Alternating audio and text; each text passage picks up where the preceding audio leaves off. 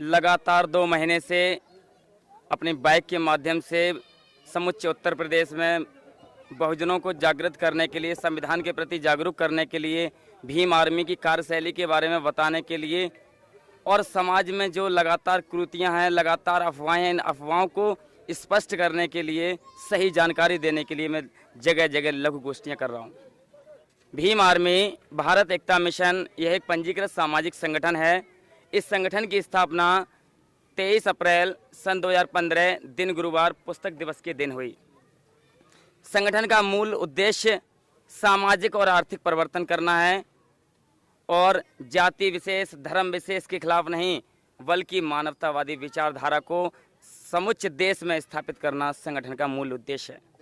Bhim army Bharat एकता mission की स्थापना, जैसा कि हमने आपको बताई, हम सभी साथियों ने मिलकर की और चंद्रशेखर आज़ाद को हमने मौखिक रूप से संस्थापक और विनय रतन को मौखिक रूप से राष्ट्रीय अध्यक्ष बनाया था। संगठन के विपरीत इनकी कार्यशैली को देखते हुए बहुजन समाज में बहुजन नाम को धूमिल करने के कारण इनकी नीतियां पाई गईं। इन्होंने जाति विशेष को बढ़ाने का काम किया और समाज में भोले भाले युवाओं को दंगा कराने का काम किया, भड़काने का काम किया। और यही कारण है कि आज सैकड़ों लोगों के ऊपर अभियोग दर्ज हैं, मुकदमा दर्ज हैं। मैं भीम आर्मी का संस्थापक हूं और भीम आर्मी रजिस्टर्ड है। इसके अपने दस्तावेज हैं। भीम आर्मी के सभी दस्तावेज मेरे पास निहित हैं। साथ ही संगठन में कोई छोटा और बड़ा नहीं है। भीम आर्मी केवल और केवल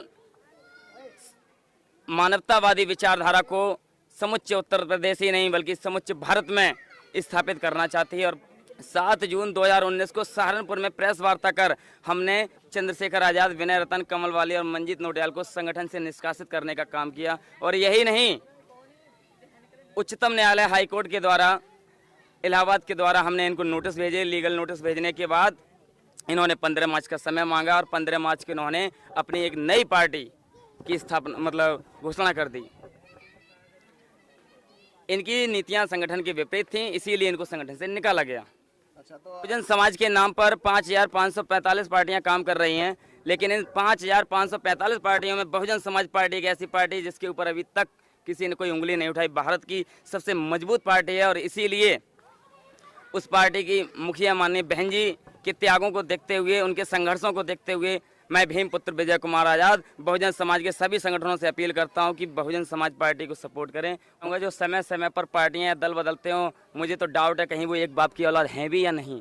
जो एक बाप की औलाद है वो हमेशा एक जगह रहता है और मैं आज भी टिका हूँ। मैं पहले बचपन से बसपाई था, बसपाई हूँ और बसपाई रहूँगा और हमारा संगठन भीम आर्मी था, है और रहेगा। नेता हैं, बहन जी ने संविधान को माना, संविधान के अनुरूप काम किया, लोगों को दलाली नहीं करने दी। यही कारण है कि दलाल लोग उनके साथ नहीं रुक पाए।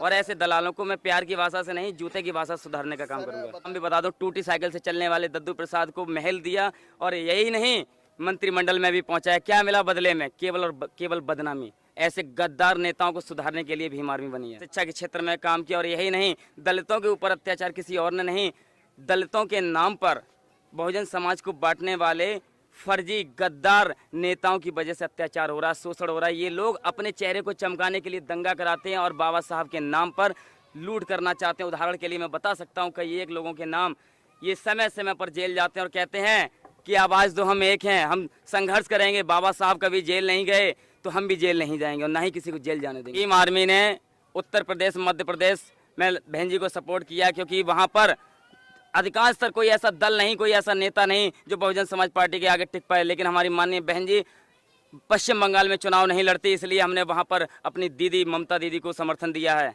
क्योंकि जो संविधान की बात करेगा, शिक्षा की बात करेगा, उससे हम आगे बढ़ाने का काम करेंगे।